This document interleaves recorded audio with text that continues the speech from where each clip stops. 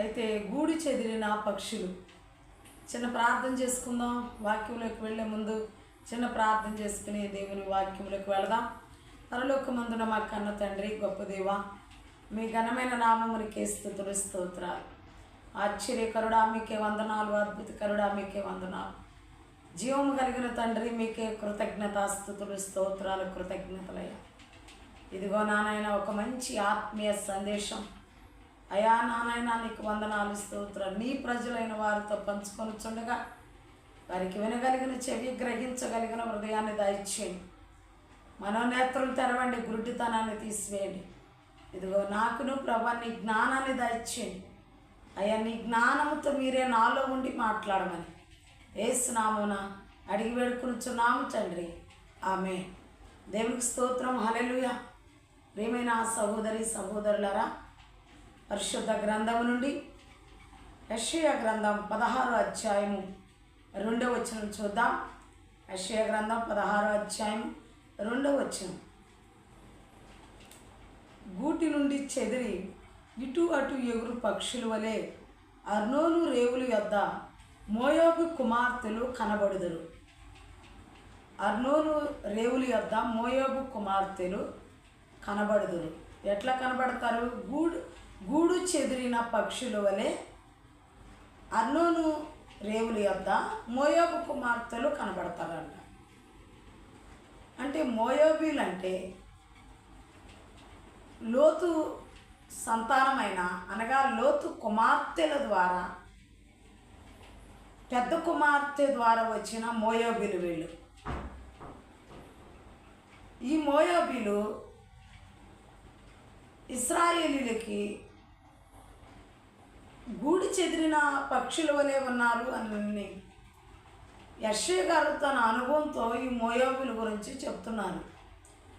అంటే నిజమే, అబ్రహాముని అంటుపెట్టుకున్నంతకాలం లోతు ఆశీర్వదించబడి, నువ్వు మంచి ప్రాంతానికి వెళ్ళి నువ్వు దీవించబడు, ఆశీర్వదించబడు అంటే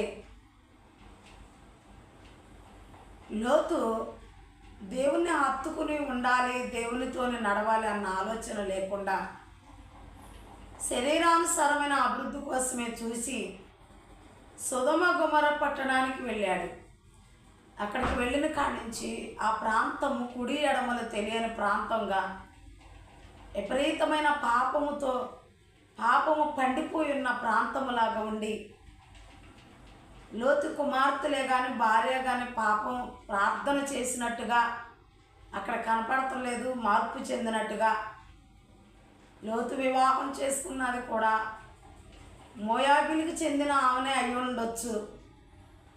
ఆ కుమార్తెలు కూడా మోయాబీలు అని పిలువబడుతున్నారు. మోయాబీ వారి సంతానాలు మోయాబీ సంతానం అని పిలువబడుతున్నారు. ఇక్కడ అమోనీలు, మోయాబీలు ఎక్కడి నుంచి వచ్చారంటే, అమోనీలు చిన్న కుమార్తె ద్వారా కలిగిన సంతానం, మోయాబీలు పెద్ద కుమార్తె ద్వారా కలిగిన సంతానం. అనగా ఎలాగంటే లోతుకు మత్తు తాగిచ్చి లోతు ద్వారా అక్రమంగా పిల్లల్ని ఈలోక మర్యాద చొప్పున మనము గొడ్రాలుగా అనిపించుకోకూడదని చిన్న కుమార్తె పెద్ద కుమార్తె మాట అనుకుని అక్రమైన జీవితాన్ని జీవించారు. వారి ఫలితముగా వచ్చిన ఈ సంతానమే మోయాబీలు, అమ్మోనీలు. వీరిద్దరి సంతానము 2 దేశాలుగా బలమైన దేశాలు అయిపోయారు. వీళ్ళిద్దరి సంతానం ఒక బలమైన మోయాబీలు, అమ్మోనీలు ఒక బలమైన దేశాలుగా అయిపోయారు.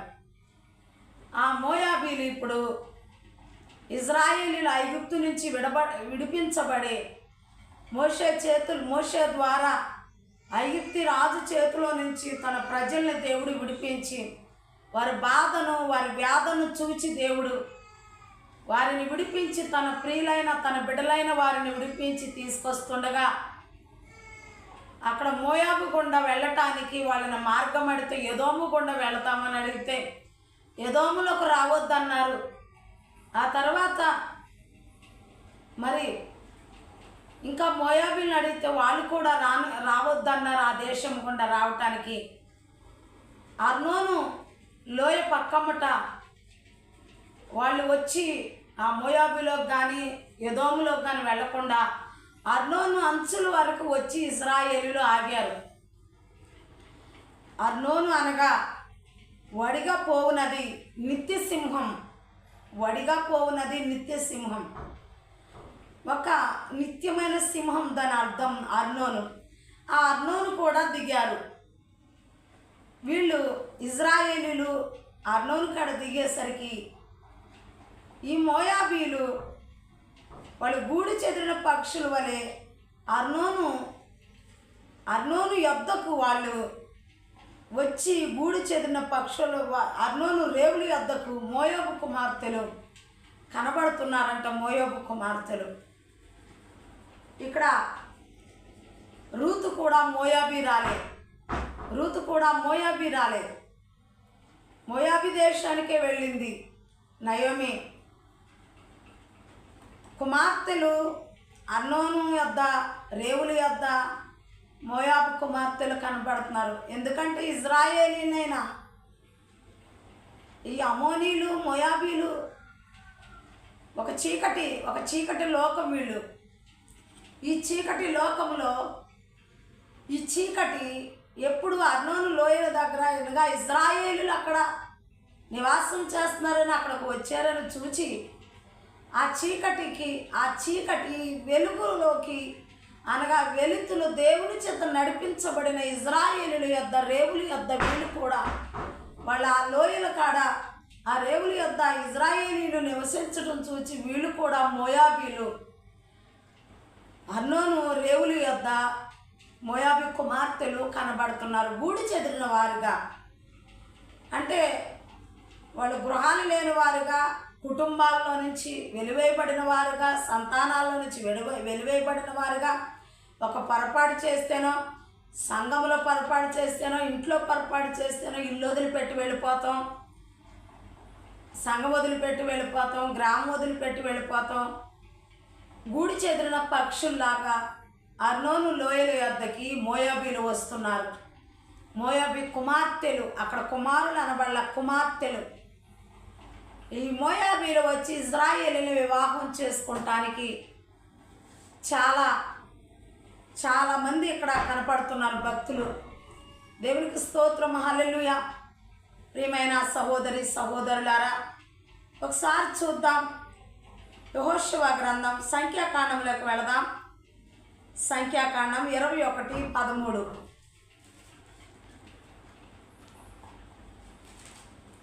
సంఖ్యాకాండం 21.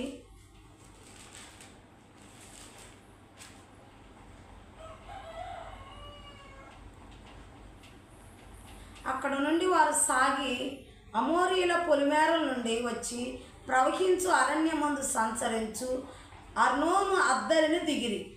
అర్నోను మోయాబులకు అమోరీయులకును మధ్య నుండి మోయాబు సరిహద్దు. అర్నోను మోయాబుకి సరిహద్దు. దాడు చెప్పాను కదా, మోయాబు అర్నోను సరిహద్దుల్లో ఉన్నాయి. అయితే ఇశ్రాయేలీలు అక్కడి నుంచి సాగి అమోరీల పొలిమేర నుండి వచ్చి ప్రవహించు అరణ్యమందు, దేవునికి స్తోత్రం, హల్లెలూయా, ప్రవహించు అరణ్యమందు సంచరించు అర్నోను అద్దరిన దిగిరి. ప్రవహించు అరణ్యమందు సంచరిస్తూ అర్నోను యొద్ద దిగిరి. ఒక జలములు ప్రవహించినట్టుగా అరణ్య మార్గం నుండి ఇశ్రాయేలు జనులు గుంపులుగా ప్రవాహం వలె వచ్చి అర్నోను అరణ్యం యొద్ద దిగారు. అది మోయాబుకి సరిహద్దుల్లో ఉంది. ఇశ్రాయేలీయులు అక్కడ దిగారు. ఇశ్రాయేలీయులు అక్కడ దిగిన తర్వాత ఇశ్రాయేలీయులు చూచే ఇప్పుడు మోయాబు కుమార్తెలు గూడి చెదరని వారిగా, అనగా వారి కుటుంబ సమస్యల్లో గుండా, వారి ఇబ్బందుల్లో గుండా, వారి బాధల్లో గుండా, వారు చేసిన ఆ సంతానం యొక్క, ఆ దేశం యొక్క చీకటి లోకం అని చెప్పుకున్నాం కదా. మోయాబు అయినా అమోనీయులైన ఒక చీకటి లోకాలు అవి, ఒక బలమైన దేశాలుగా ఉన్నాయి అవి ఆ రెండు. ఇప్పుడు వాళ్ళు ఒక చీకటి లోకం. ఆ చీకటి ఇశ్రాయేలీలు అనే వాళ్ళు వెలుగులో ఉన్నారు అనట ఉండడానికి కారణం ఏంటో తెలుసా? ఐగుప్తు దేశంలో చిక్కని చీకటి ఐగుప్తులకు వస్తే ఇజ్రాయేలీలకి గొప్ప వెలుగులో ఉన్నారు. అనగా ఇజ్రాయేలీలు వెలుగు సంబంధులు, దేవుని ప్రజలు, దేవుని జనాంగము. ఆ దేవుని జనాంగమైన ఇజ్రాయేలీలు మోయాబు దేశము ఆ సరిహద్దుల్లో ఉన్న అర్నోన్లో దిగినప్పుడు వీళ్ళు అక్కడికి గూడు చెదరని వారిగా ఉండి వారి కుమార్తెలు మరి అర్నోను రేవుల యొద్ద కనపడుతున్నారు. ఏమండి, పాపము పరిశుద్ధతను ఆకర్షిస్తుంది. పరిశుద్ధత పాపాన్ని ఆకర్షిస్తుంది. ఎందుకో తెలుసా? పాపుల్ని పిలవచ్చును కానీ నీతిమంతుల కొరకు రాలేదని యేసయ్య చెప్పారు. ఇదిగో ఇజ్రాయేలీలు జనంగా వెలుగు సంబంధులు. చీకటి పారిపోవటానికి, వాళ్ళ జీవితంలో ఉన్న చీకటి, వాళ్ళ జీవితమే చీకటి, వాళ్ళ వంశావళే చీకటి, వాళ్ళ దేశాల చీకటిమయముగా గుర్తింపు వచ్చేసింది, పేరు వచ్చేసింది. అయితే ఒక్కొక్కరు ఆ చీకట్లో నుంచి చెదిరి అర్నోను రేవుల యొద్దకు వచ్చేస్తున్నారు. దేవునికి స్తోత్రం, హల్లెలూయా. ఓ క్రైస్తవుడా, నువ్వు లోకంలో ఉంటున్నావంటే నువ్వు ఒక ఆత్మని ఆకర్షించాలి. దేవుని యొక్క ఆత్మచేత పాపి అయినా ఒక మనిషిని త్రాగుబోతునైనా, వ్యభిచారినైనా, దొంగనైనా, హింసకునైనా, హానికరునైనా, ఎంతటి వాడినైనా నువ్వు ఆకర్షించి ఆ వ్యక్తిని దేవుని వైపు నడిపించేలాగా ఉండాలి. అర్నోను రేవుల యొద్దకు వీళ్ళు ఆకర్షించబడుతున్నారు. ఎందుకంటే ఇశ్రాయేలీయులు అక్కడ ఉన్నారు కనుక. యెషయా చెప్తున్నాడు, ఆ ఒక్క వచనంలో యెషయా ఎంత ఆత్మీయంగా అక్కడ వ్రాసి ఉంచాడో చూడండి. దేవునికి స్తోత్రం, హల్లెలూయా. ఆ తర్వాత చూద్దాం ద్వితీయోపదేశకాండం 2:36. ద్వితీయోపదేశకాండము 2:36.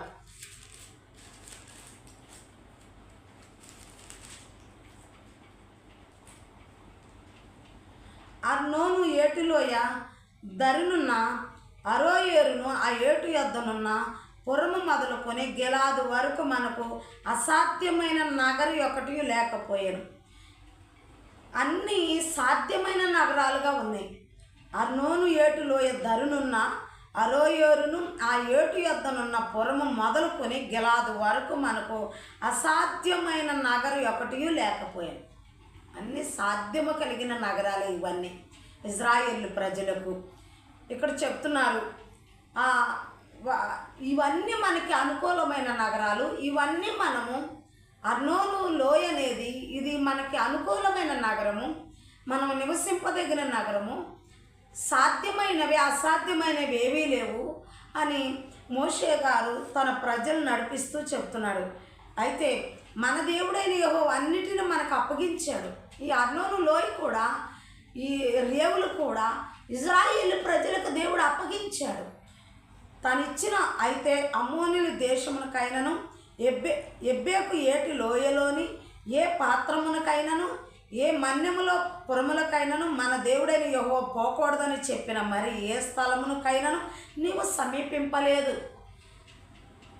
మీరు అమ్మోనీయుల యొద్దకు వెళ్ళొద్దు, మోయాబుల యొద్దకు వెళ్ళొద్దు, అర్నోను రేవుల యొద్దకు లోయ అర్నోను అనే ఏటి దగ్గరకు మాత్రమే మీరు వెళ్ళండి. ఇంకా దాన్ని దాటి మోయాబులకు అడుగు పెట్టొద్దు, అమ్మోనీయుల ప్రాంతానికి వెళ్ళొద్దు.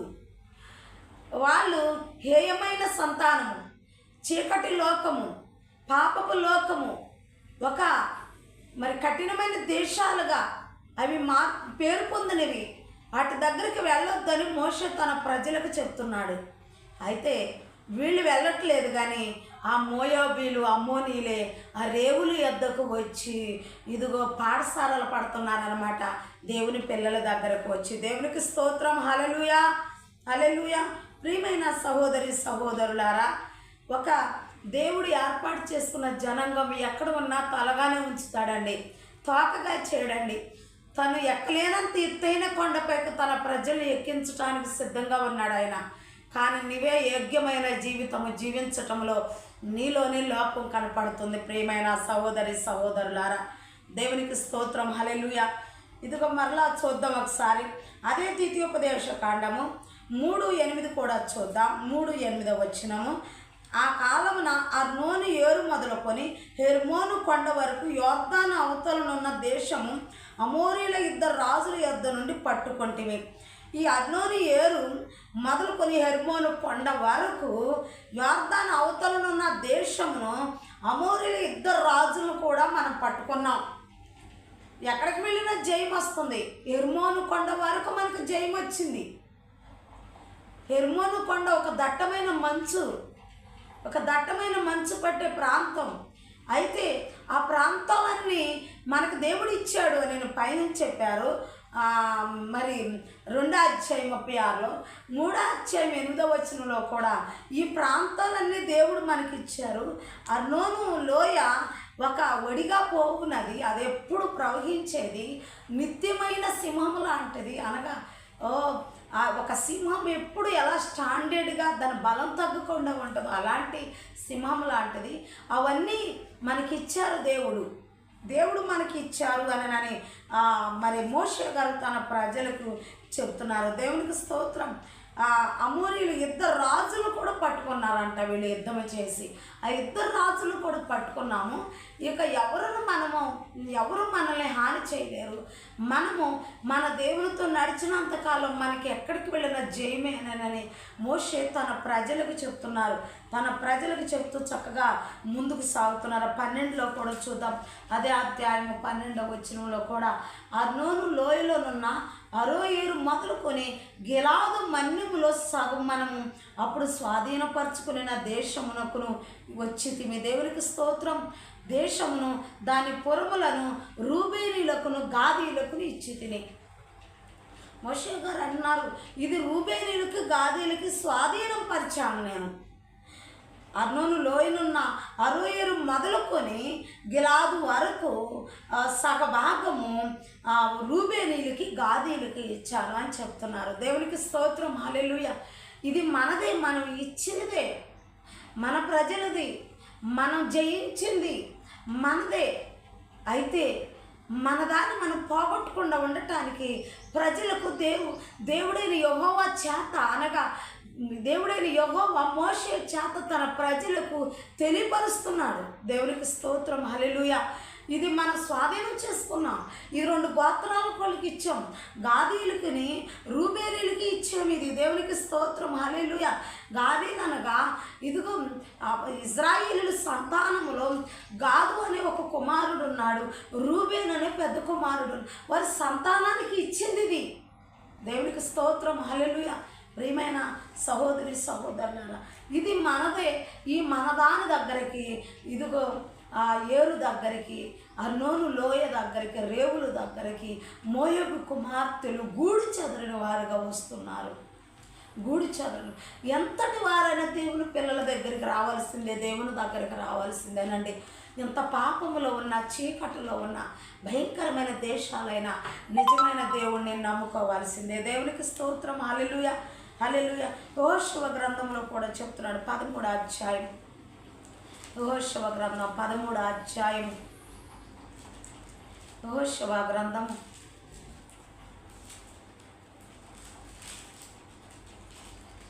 13వ అధ్యాయం 16వ వచనం. వారి సరిహద్దు ఏదనగా అర్నోను ఏటు లోయ ధరునున్న అరోయేరు మొదలుకొని ఆ లోయలోనున్న పట్టణం నుండి మెదాబా యొద్దనున్న మైదానం అంతయు. దేవునికి స్తోత్రం. హల్లెలూయా. వారి సరిహద్దు, ఎవరి సరిహద్దు? రూబేనీలు గాదీలు సరిహద్దు. వారి సరిహద్దు ఏదంటే వారి అర్నోను ఏటు లోయ ధరునున్న అరోయేరు మొదలుకొని ఆ లోయలోనున్న పట్టణముల నుండి మెదాబా యొద్దనున్న మైదానం అంతయు. ఈ 2 గోత్రాల వారికి సరిహద్దు చెప్తున్నాడు. ఆ అర్నోను లోయను చాలా అన్ని చోట్ల అర్నోను లోయ నిత్యమైన సింహముగా పెట్టుకున్నాడు మోషే ఇజ్రాయేలు ప్రజలకు పంచటానికి. దేవునికి స్తోత్రం. 2 గోత్రాల వారికి ఇవ్వటానికి నిత్యమైన సింహముగాను, అంతేకాకుండా మరి ఒడిగా పోవునది, అది ఆరనిది, ఎప్పుడూ ఒడిగా పారుతూనే ఉండేది. అందువలన దాన్ని ఒక నిత్యమైన సింహముగా పెట్టుకుని ప్రతి చోట దాన్ని సంబోధిస్తున్నాడు మోషే గారు. దేవునికి స్తోత్రం. హల్లెలూయా. యెషయా గ్రంథం 13వ అధ్యాయం 14వ వచనం కూడా చూద్దాం. యెషయా గ్రంథం 13వ అధ్యాయం 14వ వచనం. అప్పుడు తరమబడుచున్న జింక వలెను పోగు చేయను గొర్రెల వలెను జనులు తమ తమ స్వజనుల తట్టు తిరుగుదురు, తమ తమ స్వదేశాలకు పారిపోదురు. దేవునికి స్తోత్రం. తరమబడుచున్న అప్పుడు జనులంట తరమబడుచున్న జింక వలెను పోగు చేయని గొర్రెల వలెను. పోగుబడని గొర్రెలు అక్కడొకటి ఉంటుందండి. పోగు చేయబడని గొర్రెలు. అమోనీలు మోయాబీలు పోగు చేయబడని గొర్రెలు. వాళ్ళు ఇంకా పోగు దేవుని నమ్మి దేవుని వెంట నడుస్తూ ఒక సంఘంగా కూడుకోకుండా, ఒక దేవుని ఆరాధించుకోకుండా, ఒక ప్రత్యేకత లేకుండా, ఒక సిద్ధపాటు లేకుండా చల్లాచెదులు అయిపోయిన గొర్రెలు లాంటి వాళ్ళ మనస్సు, వారి తత్వం అలా కనపడుతుంది. ఇక్కడ యెషయా గారు చెప్తున్నారు, వారు పోగు చేయబడని గొర్రెల వలె ఉన్నారు. తమ తమ దేశాలకు వెళ్ళిపోయే వాళ్ళు ఎలా గొర్రెల వలె ఎప్పుడు వెళ్తున్నామో ఎలా చెప్పకుండా ఒకళ్ళు ముందు వెనక అలా ఎలా వెళ్ళిపోతారో అలాగే వీళ్ళు పోగు చేయబడని గొర్రెల వలె ఉన్నారు మోయాబీలు. అందుకే పోగు చేయబడిన గొర్రెలకి దారి తెలియక ఎవరు ఎటెళ్ళారో అర్థం కాక మనసు చంచలమై తిరిగి తిరిగి అలా అలసిపోతారు. అలా అలసిపోయిన జీవితంతో ఉన్నారు ఈ మోయాబీలు. చెదిరిపోయిన వారుగా ఉన్నారు ఈ మోయాబీలు. చీకటిలో ఉన్నారు ఈ మోయాబీలు. ఇంకా మరి రకరకాలైన వారి సమస్యలతో ఉన్న ఈ మోయాబీలు, అమోరీలు మరి దేవుడు తన ప్రజల వద్దకి ఆకర్షించి వాళ్ళను కూడా దేవుడు తన హక్కును చేర్చుకోవాలని ఆశగా ఎదురు చూస్తున్నాను. ఒక్క ఆత్మ రక్షించబడితే పరలోక రాజ్యంలో గొప్ప విందు అన్నారని. ఏ ఒక్కరిని, ఏ కులమైనా, ఏ మతమైనా, ఏ జాతైనా మనిషి ఆత్మ దేవుడికి చాలా విలువైనది. మనిషి చాలా విలువైనదండి. జంతువుకి ఆత్మ లేదండి, జంతువుకి మనసు లేదండి, మనిషికేనండి ఆత్మ ఉంది. ఆ ఆత్మ దేవుడు పెట్టిన దీపం అండి. ఈ దీపాన్ని దేవుడు పరలోక రాజ్యాలకు తీసుకెళ్లాలని ఆశపడుతూ ఏ జాతి వారైనా, ఏ కులం వారినైనా దేవుడు మార్చాలనుకుంటున్నారండి. మార్చాలనుకుంటున్నా వీరిని అమోనీయులకు, మోయాబీలకు ఎలా ఉంటుందంటే, ఇదిగో ఇజ్రాయేలీలు ఆ సరిహద్దుల్లోకి వచ్చేసరికి ఆ ఆత్మ ఆకర్షణ ఈ చీకటిలో ఉన్న వారిని అయస్కాంతం ఎలా పిన్నిస్సులు లాక్కుంటుందో, ఇనుమును లాక్కుంటుందో, ఈ పరిశుద్ధం కలిగిన దేవుడు ఏర్పాటు చేసుకుని ఈ జనాంగము వాళ్ళు అక్కడ అన్నోను ఏటులు యొద్ద, లోయలు యొద్ద వీళ్ళు దిగేసరికి, వీళ్ళ సరిహద్దులు ఇచ్చేసరికి వీళ్ళు వాళ్ళని ఆకర్షించేలాగా వీళ్ళలో దేవుని ఆత్మ పని చేస్తుంది. దేవునికి స్తోత్రం. హల్లెలూయా. ప్రేమైన సహోదరి సహోదరులారా, గూడు చెదిరిపోయిన పక్షి వలె ఉన్నావా? ఇదిగో శ్రమలు తట్టుకోలేక తాడులో ఇంట్లో నుంచి వెళ్ళిపోదాం అనుకుంటున్నావా? ఇదిగో దేవునిని మరి కుటుంబాన్ని, సంఘాన్ని మర్చిపోయి ఎక్కడెక్కడికో వెళ్ళిపోయి ఆలోచించి మళ్ళీ జీవితాన్ని పాడు చేసుకోవాలనుకుంటున్నావా? మోయాబీలాగా ఇదిగో దేవుని యొద్దకు రా. ఇజ్రాయేలు జనాంగము నమ్ముకున్న సైన్యములకు అధిపతి అయిన యెహోవా యొద్దకు రా. నువ్వు గొప్పగా ఆశీర్వదించబడతావు. దేవునికి స్తోత్రం. హల్లెలూయా. తర్వాత చూద్దాం ఇర్మియా గ్రంథం 48, ఇర్మియా గ్రంథం 48 20వ వచనం చూద్దాం. 48 20వ వచనం, 48 20వ వచనం చూద్దాం. 48 20వ వచనం. మోయాబు పడగొట్టబడినదై అవమానం నొంది ఉన్నది, గోల ఎత్తి కేకలు వేయము, మోయాబు అపజయము నొందెను. చెప్తున్నారు కదా, మోయాబు అపజయాన్ని చూస్తుందంట. మోయాబీలు, అమోనీలు అపజయాన్ని చూస్తున్నారు. ఈ అపజయాన్ని చూడటం వలన అపజయంలో వాళ్ళకి ఎప్పుడు అపజయాలు. ఎందుకంటే వారి తొల్లిటి దినాల్లో వారి పితరులే హేయమైన పనులు చేశారు.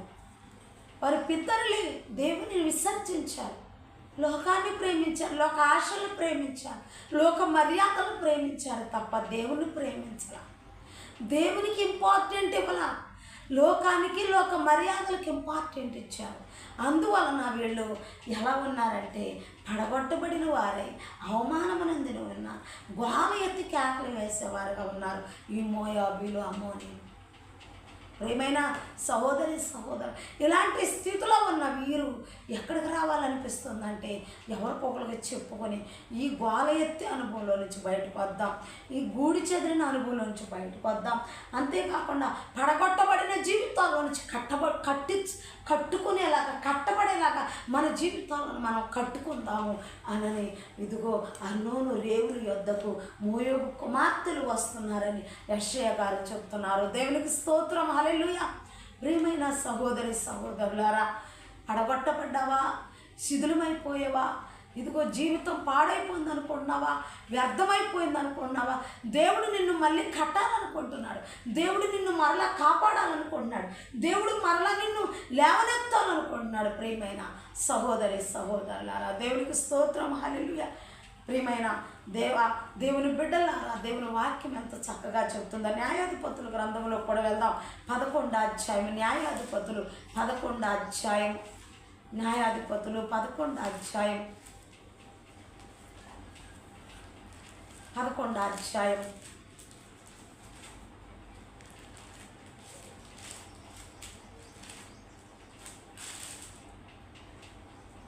11వ అధ్యాయం 18వ వచనం.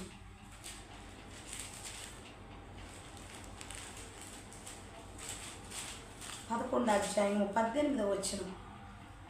తరువాత వారు అరణ్య మార్గం చేయిచు ఎదోమీయుల యొక్కయు మోయోబుల యొక్క ఈ దేశముల చుట్టూ తిరిగి మోయోబునకు తూర్పు దిక్కున కానాను దేశమందు ప్రవేశించి అర్నోను అద్దరిని దిగిరి. వారు మోయోబు సరిహద్దులో లోపలికి పోలేదు. అర్నోను మోయోబునకు సరిహద్దుగా ఉంది. అర్నోను మోయోబునకు సరిహద్దుగా ఉంది. ఇజ్రాయేలులు ఇక్కడ యెఫ్తా కనపడతాడు. యెఫ్తా ఇజ్రాయేలుల మీదకి అమోనీయులు మోయాబీలు వస్తుంటే వాళ్ళు జయించటానికి ఇంకా చాలామంది రాజులు ఇజ్రాయేలుల మీదకు వస్తుంటే మనం ఎందుకు ఇలా వాడిపోతున్నాము? గిలాదు వాడైన యెఫ్తా దగ్గరికి వెళ్ళి ఇజ్రాయేలు ప్రజలు పెద్దలు వెళ్ళి, గిలాదు ఒక చరిత్ర ఉందండి, ఆ గిలాదు చరిత్ర తర్వాత పాఠంలో మనం నేర్చుకుందాం. ఆ గిలాదు దగ్గరికి వెళ్ళి గిలాదును తీసుకొచ్చి, ఆ గిలాదు తీసుకొచ్చిన తర్వాత ఆ గిలాదుని వెంట పెట్టుకుని ఇజ్రాయేలీలు ఐగుప్తు నుండి బయలుదేరి వచ్చిన కాడి నుంచి అమోనీయులు వారి మార్గంలో ఉండేసరికి అమోనీయుల్లోకి వీళ్ళు వెళ్ళలేదు కానీ వాళ్ళ సరిహద్దుల్లోకి వాళ్ళు లోపలికి వెళ్ళలేదు కానీ, అనగా వాళ్ళు కలిగిన జీవితంలోకి వీళ్ళు వెళ్ళకుండా వాళ్ళు సరిహద్దులు ఆనుకున్నారు. అర్నోను లోయ వరకు యుద్ధము చేసి వస్తూ అర్నోను లోయలో దిగి వీళ్ళు మోయాబు దేశంలో కానీ అమోనీయుల దేశంలో కానీ వీళ్ళు అడుగు పెట్టలేదండి. అవి ఒక చీకటి లోకాలు, మరి ఒక పెద్ద దేశంగా ఆవర్పించబడినవి అని చెప్పుకున్నాం కదా. మరి అదే రీతిగా వాళ్ళలోకి వీళ్ళు వెళ్ళలేదండి. వాళ్ళే వీళ్ళ రేవుల దగ్గరకు వచ్చి నివాసం, అనగా వీళ్ళున్న అంచులకు వచ్చి వీళ్ళు కనపడుతున్నట్టుగా కనపడుతుంది. దేవునికి స్తోత్రం, హల్లెలూయా. ప్రియమైన సహోదరి సహోదరులారా, ఒక ముఖ్యమైన మాట కూడా సామెతల్లో కూడా జ్ఞాని అయిన సొలొమోను రాస్తున్నాడు. చూద్దాం ఒకసారి. జ్ఞాని అయిన సొలొమోను రాస్తున్నాడు, ఏమని రాస్తున్నాడో చూద్దాం. 27వ అధ్యాయము జ్ఞాని అయిన సొలొమోను రాస్తున్నారు. 27వ అధ్యాయము 8వ వచనం. 27వ అధ్యాయం. తన ఇల్లు విడిచి తిరుగువాడు గూడు విడిచి తిరుగు పక్షితో సమానం. చెప్పాను కానీ గూడు విడిచి తిరుగుతున్న పక్షి, తన ఇల్లు విడిచి తిరుగువాడు గూడు విడిచి తిరిగిన పక్షి. దేవుని విడిచిపెట్టేవా, గూడు విడిచి తిరిగే పక్షితో సమానం నువ్వు. ఇంటిని అనగా నీ తల్లిదండ్రులు నిన్ను కోపపడ్డారని ఇదిగో నీ తల్లిదండ్రుల మాట వినకుండా బయటకు వచ్చావా, గూడు విడిచిన పక్షితో సమానం. ఇదిగో సంఘంలో కాపరేమని అన్నాడని కోపం పెట్టుకొని సంఘానికి వెళ్లకుండా చెదిరిపోతున్నావా, గూడు విడిచిన పక్షితో సమానం. గూడు విడవద్దండి. ఎక్కడ పుట్టావో అక్కడే స్థిరంగా ఉండు. ఏ తల్లిదండ్రులు నిన్ను కన్నారో ఆ తల్లిదండ్రులు నీ జీవితాన్ని ఒక దారికి తీసుకొచ్చేంతవరకు వాళ్ళ మాట విను. ఇదిగో ఏ ఆత్మీయ తల్లిదండ్రులు నీకు రక్షణ ఇచ్చారో వాళ్ళ ఆత్మీయ జీవితాన్ని అంతా నీకు పంచి వాళ్ళ రక్తమాంసాలన్నీ వారి బలమంతా వారి ధనమంతా ఖర్చు పెట్టి నిన్ను ఆత్మీయంగా బలపరుస్తున్నారు. వాళ్ళ దగ్గరే నీ జీవితాంతం గడుపు. ఇదిగో నీ జీవితాంతం వాళ్ళతోనే ఉండి దేవుడు పిలిచేంత వరకు నువ్వు ఆ సంఘాన్ని మరి ఆ కాపర్ని వదిలిపెట్టొద్దు. అదే రీతిగా ప్రియమైన సహోదరి సహోదరులు, నీవు నమ్ముకున్న నీ దేవుడు నీకేదైనా మేలు చేయలేదని ఆ దేవుని విడిచి వేరొక దేవుణ్ణి అన్యాయచారాల్లోకి నువ్వు వెళ్ళేవా? గూడు విడిచిన పక్షితో సమానం. గూడు విడిచిపెట్టొద్దండి. నువ్వు ఎక్కడ స్థిరముగా ఉండాలనుకున్నావు అక్కడే స్థిరముగా ఉండు. ఆ దేవునితోనే స్థిరముగా ఉండు. ఆ ఇంటితోనే స్థిరముగా ఉండు. ఆ సంఘముతోనే స్థిరముగా ఉండు. గూడు విడిచిన పక్షులాగా అటు ఇటు తిరగొద్దండి నువ్వు. ఇదిగో ఒకే మార్గము నడువు. ఇదిగో పురాతన మార్గములో నిలిచి చూడుడి, మేలు కలుగు మార్గం ఏదో అడిగి తెలుసుకుని అందులో నడుచుకొనుడని ఆ ఇర్మియా గారు రాస్తున్నారు. పురాతన మార్గంలో నిలిచి చూడు, మేలు కలిగే మార్గం ఏది, ఎక్కడ మేలు జరుగుతో అక్కడ స్థిరత్వం కలిగి ఉండు. ఆ దేవుని దగ్గర తప్ప మేలు ఎక్కడ జరగదండి. ఆ దేవుడే మేలుని చేసే దేవుడు. పరలోకమందున మన తండ్రి, నీ తండ్రి, నా తండ్రి మేలు చేసే దేవుడు, అద్భుతాలు చేసే దేవుడు, ఆశ్చర్యకార్యాలు చేసే దేవుడు. ఈ దేవుడిని విడిచిపెట్టి నువ్వు లోక ఆశల్లో పడి, లోక స్నేహాల్లో పడి, లోక మాటల్లో పడి, లోక తలంపుల్లో నువ్వు కూరుకుపోతున్నావా?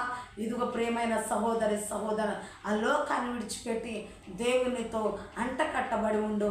ఆ గూటిలో నుంచి బయటకు రామాక. ఇదిగో ఆయన రెక్కలు ఇదిగో చాపి నన్ను రెక్కల కింద కోడి తన రెక్కల చాటును తన పిల్లల్ని కాచినట్టుగా మన దేవుడు తన రెక్కల క్రింద మనందరినీ మరి దాస్తున్నాడు, కాపాడుతున్నాడు. అంత గొప్ప దేవుని రెక్కల కింద నుంచి, ఆ గూటి కింద నుంచి నువ్వు బయటకు వచ్చి అటు ఇటు తిరగొద్దు. మోయాబీలాగా, అమోనీలాగా నువ్వు అటు ఇటు తిరగకుండా, గూడు చెదరని వారులాగా తిరగకుండా అర్నోను రేవుల యొద్దకి మోయాబు కుమార్తెలు కనబడినట్టుగా నీవు కనబడొద్దు. దేవునికి స్తోత్రం, హల్లెలూయా. ప్రియమైన సహోదరి సహోదరు, అమోనీలు మోయాబీలే అర్నోను నిత్యసింహమైన ఆ లోయల దగ్గరకు వచ్చేస్తున్నారు. ఇదిగో క్రైస్తవుడైన నీవు ఇదిగో ఇంకా చెదిరిపోతూ, తప్పిపోతూ, పడిపోతూనే ఉంటున్నావు. అమోనీలు మోయాబీలు నిత్యసింహమైన అర్నోను లోయ దగ్గరికి రేవుల యొద్ద కనపడుతున్నారు. వాళ్ళు కనపడుతున్నారు, వీళ్ళని చెదురు తిరుగుతున్నారు. కొత్త వాళ్ళు వస్తున్నారు సంఘానికి, పాత వాళ్ళు చెదిరిపోతున్నారు. ఇశ్రాయేలీయులు చెదిరిపోతున్నారు.